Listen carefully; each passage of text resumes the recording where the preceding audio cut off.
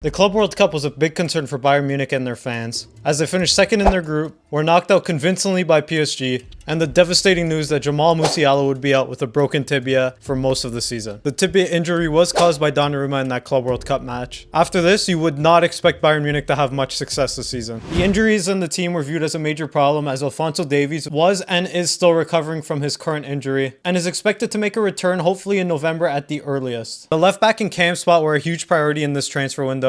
While they didn't manage to sign an out-and-out left back, they did bring in Jonathan Tah on a free transfer to bolster the center back position, allowing other players such as Leimer to fill in for that left back spot. The biggest signing of the transfer window for Bayern Munich was Luis Diaz, who plays on the left flank while also being able to play in that cam spot if needed. Nicholas Jackson was also brought in on loan to give Harry Kane some rest if needed or in case of an injury to Kane, while also just giving some more versatile attacking options. The big upside for Bayern Munich though is that their squad is very capable of playing in any position. So in the case of a big injury to a player such as Kane, all their forwards can play in that striker role. Having players like Kimmich and Leimer who can play anywhere in the midfield and defense give your squad huge versatility. While it didn't seem like it at the start of the season, we now see that Vincent Kompany has created a super squad. The conversation for Bayern's success always has to be started with Harry Kane and Michael Olise. The first game of the season, we saw the impact Harry Kane would have on this team instantaneously, scoring 3 goals with a 9.7 match rating, along with Olise having 2 in that same match.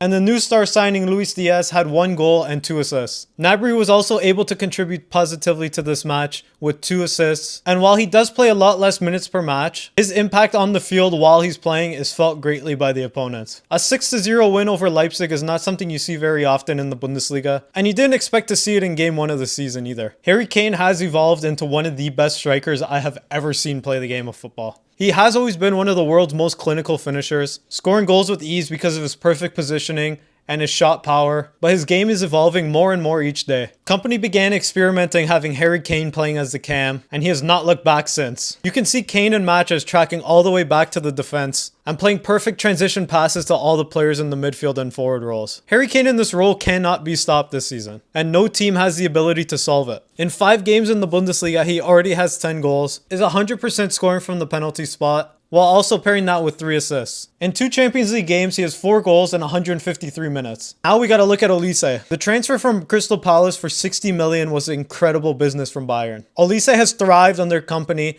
and is a constant threat on that wing, as you don't know whether he's going to be cutting in or cutting out, and is one of the hardest players to win the ball back off of. Playing near 90 minutes every single match with the best progressive passing and attacking dribbling in modern football. If you get stuck with him one-on-one on the wing, he is winning that battle 9 times out of 10. We hear so much talk about Lamine Yamal, but Olise has consistently been a premier right winger in every single match he's played in. Even against better sides like Chelsea this season, he definitely should have had an assist in that game. And at only 23 years of age, you're going to be hearing about Michael Olise for the next 10 to 15 years. I mean, just look at this solo goal he scored. Luis Diaz as a left wing and the new signing for Bayern has scored a goal per game pretty much this season. He does leave a little bit to be desired in the Champions League, but definitely a signing Bayern will not regret making, especially when Musiala comes back.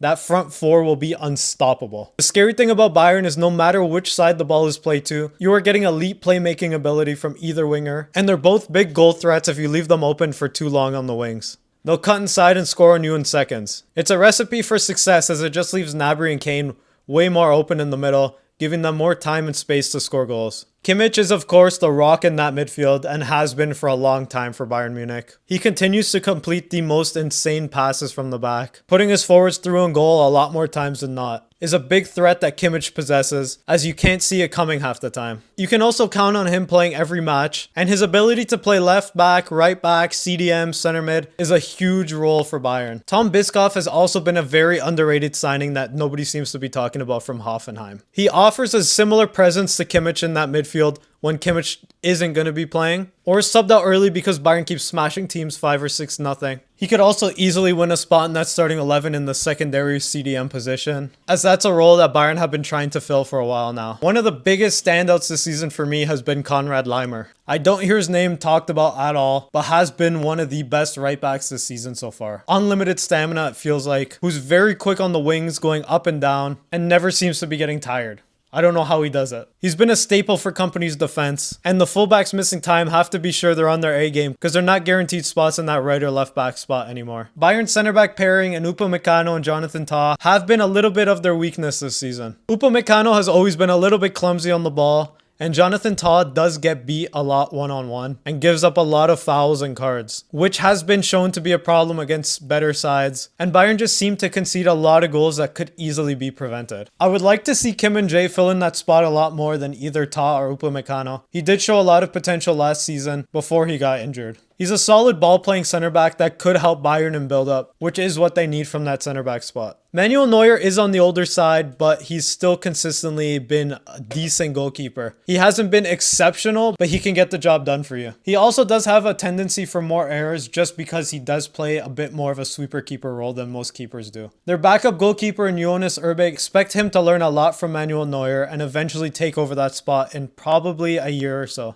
I mean, he is their biggest goalkeeper prospect at the moment and should definitely get a chance to show what he is capable of. With a great coach, a Golden Boot projected winner, and one of the best and deepest rosters in the entire league and world football, Bayern should steamroll the competition in the Bundesliga, even though Dortmund have been looking a lot better as a side, and should definitely finish very deep in the Champions League, if not win it. Credit where credit is due, Vincent Kompany has done an excellent job reshaping the squad, and it does not look like he's going to be going anywhere anytime soon.